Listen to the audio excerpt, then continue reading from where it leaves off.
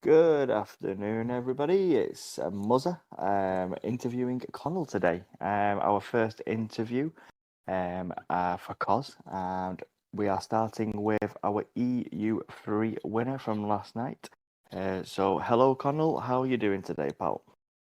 I'm good, Muzza. How about yourself? Yeah, I'm good, mate. Thank you for asking.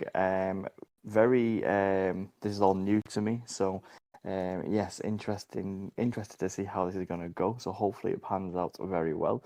So yeah, basically the reason for the interview, just to have a little bit of a discussion really on last night in a little bit more detail. I appreciate that you have interviews more often than not after the race for the podium. Obviously, we want to go into a little bit more detail and get a little bit more background for the rest of the season, etc. So if we just kickstart, again, obviously, a bit of a congratulations on your win there last night. Just tell us how it went. How did it go for you, pal?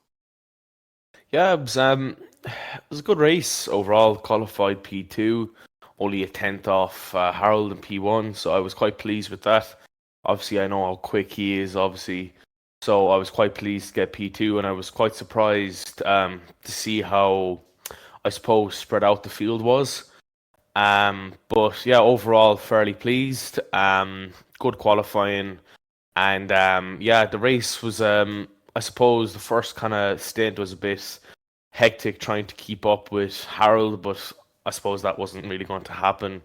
And then Raji behind me was about 1.5 to 2 seconds gap. So I was quite pleased to stay in second place. I was like, I said, I think 5 laps into myself, I'll take this, no problem. So yeah, panned out fairly well. Stopped lap 7 for the hards and kind of went from there, and it kind of all fell into my hands, which is what you like to see, I suppose. And yeah, I was pretty pleased with the race, and obviously delighted to get my second win in contest of speed. And yeah, I hope now I can keep up this form in the next couple of races. Yeah, definitely. And again, I think a big question that a lot of people have been asking is where's your pace come from? I'll be the first to admit I'm one of them people who's been asking that question. So where's Connell 2.0 come from? It's not porridge, it's not milk. What's the crack? Yeah, I suppose to say it bluntly, I just took my assists off. And I suppose a bit of practice put in there, as well. And I suppose some people who have, busy lives outside of video games and F1, they mightn't have that much time, but obviously with in terms of, this global pandemic going on and lockdown, etc., for the likes of Ireland and the UK. So it's I'm at home all the time, and I just got to basically play the game. And I took my assists off. I think my gears off in December time, November time last year, and I took the traction off then. In I think it was the first week of January. So I was very pleased to see the outcome of that, and it is very tricky. The traction was the hardest thing for sure. But if I could give any of the listeners who do listen, you know, any advice, I'd say this current F1 game would be the game to do it. It's a lot easier this game for traction than it was in 2019, and everyone Yeah. I play with has said that who used no assist last game. So I would definitely recommend doing it now than later. So because if it is, ooh, my dog. 1 second there. No problem. Sorry about this, listeners. Yeah, we'll be back in a very short while. Sorry, the postman again. Sorry, apologies about that. Not a problem, But mate. So we yeah. continue. So I suppose definitely try the assists off. I suppose you've nothing to lose in a way as well. And you know, it's the thing I kind of just did in between races, into time trial, doing practice short qualies, took off the assist, see what it was like, and it was a lot better.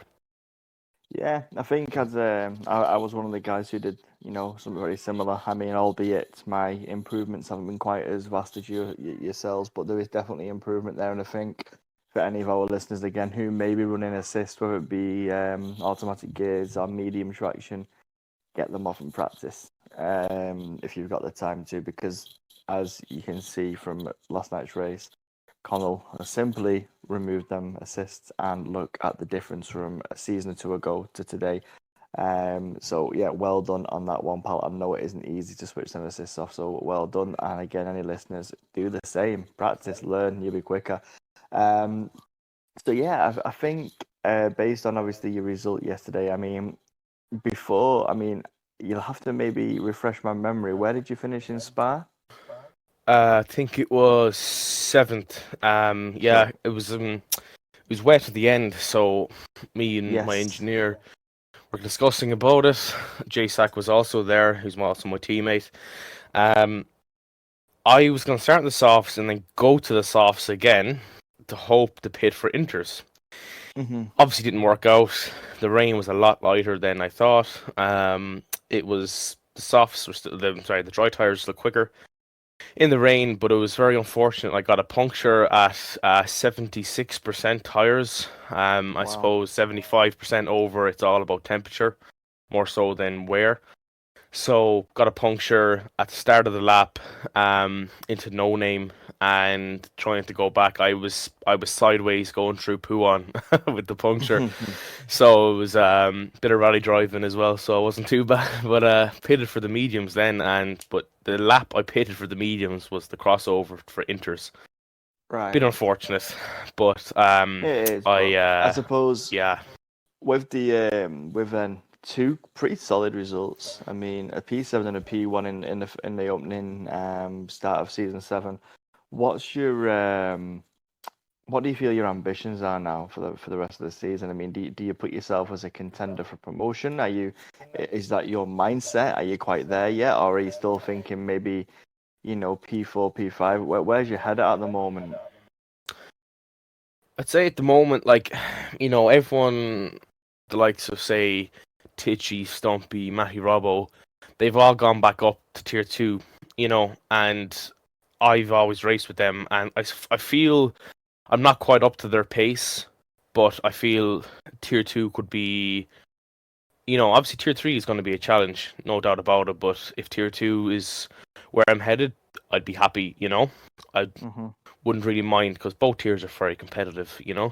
And but like I suppose the championship for this year, if I can keep on this form, and obviously it's a short championship, so it's going to give me, I suppose, not as many, I suppose, bad races like I did last season. Hmm. Um, so if I could keep having good races and getting points positions every race, I suppose that's what I'm going to aim for. Yeah, definitely. And if I could get ahead of myself than I was, say, last season, I think I'll finish seventh or eighth, I'm not sure. If I could get fifth or fourth, I'd be absolutely over the moon. And I don't think that's Because, yeah, I don't think that's too a big question to ask based on your current form. So let's hope you keep that going, and we look forward to kind of obviously we know how tough. Well, actually, Spa and Hungary can both be tough tracks. Spa for its you've got to remain 100% and concentrated, for the full race. And then Hungary is just it's a Monaco without barriers, as they say. So obviously, two quite difficult tracks in their own ways. Obviously, we've got probably one of the hardest tracks on the calendar coming up. In my opinion, the hardest track on the calendar. Obviously, you got the risk of wing damage. You got the risk of if it's raining, it can really, really cause issues. So, kind of, what's your kind of goal for Monaco? I mean, do you feel that you can be up there again? Is it a strong track for yourself? Is it a weak track? well, obviously, I suppose same in real life as well. Qualifying position for Monaco is a huge thing. Like, Hmm. if there's rain, well, that could be thrown out the window because people aren't going to be, I suppose, so nimble around the track to cover off braking zones and the very very few overtaking spots there is. The other day, I watched the 2018 Monaco race, and I saw, obviously Ricardo was down on power, but Vettel still couldn't get past him because it's such a short straight. Even with Hmm. DRS and 10 or 12 kilometers difference, he still couldn't get past him. And I've had races in costs in the past where I've been pushing people around the track and where I've been pushed around the track. So I suppose it's qualifying's a big thing, but obviously the risk of wing damage is very high, and that could just throw your race out the window because it's such a short track, and if you pit and the field is so clumped together, you could be 10 or 12 seconds behind, last Hmm. place if you go to last place. You know what I mean? So it's Yeah, yeah, safety cars might play a bit of a kind of an appearance like, but of course. yeah, it's obviously I'm not looking forward to it, but I suppose we'll kind of get over that obstacle when it comes. Fantastic. And finally, rivalries. Obviously a Hmm. big talking point in COS has been for quite a while. We've always had Yeah. friendly rivalries, maybe sometimes not always so friendly rivalries as well. Do you tend to be building any rivalries, or are you looking to create any rivalries for season 7 at all there, Conall? I suppose there's always been rivalries with myself, but obviously I would say maybe last season it could have been maybe Justin or Matty Robbo, but I'd say this season it's probably could be Justin or Jay Prentice. Um, Mm-hmm. and obviously for the EU4 boys that came up, I don't want to make their life too easy Mm-hmm. because I know they are quick. So I want to kind of give them a wake up call to they're up a tier. They're not going to Okay. be bouncing around everyone up here. Well, But I'm I suppose, sure. yeah, definitely Jay Prentice and Justin. I'd like to finish ahead of them because obviously I know how quick they are. And myself and Jay Prentice had a bit of handbags in the past over private message, just that and the other. But Yes. at the end of the day, it's all love and it's all a bit of fun. Aye. And Well, we're I'm always very sure. respectful to each other too. So Well, I'm sure Jay.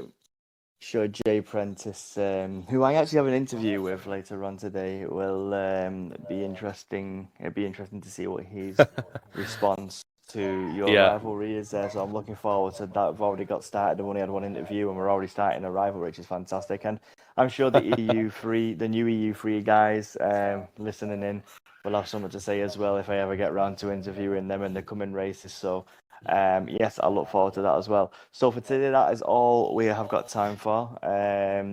We really appreciate you joining us today to start Contest of Speed very first interview and one of many, many more.